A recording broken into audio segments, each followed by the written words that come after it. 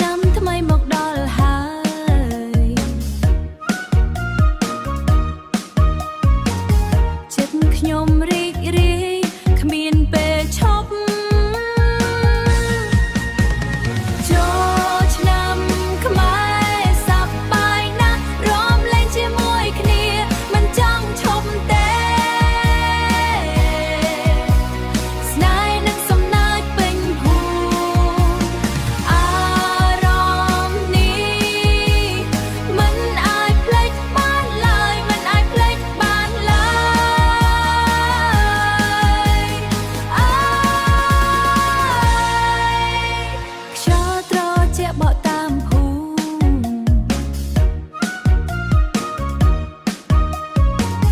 សំឡេងភ្លេងឮគ្រប់ទីឆ្នាំថ្មីមកដល់ហើយចិត្តខ្ញុំរីករាយគ្មានពេលឈប់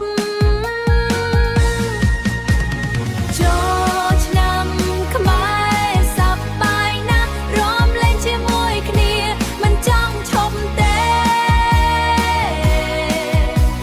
ស្នេហ៍នឹងសំណើចពេញភូមិអារម្មណ៍នេះមិនអាចភ្លេចបានឡើយមិនអាចភ្លេចបានឡើយចូលឆ្នាំខ្មែររីករាយណាស់ចូលឆ្នាំខ្មែររីករាយណាស់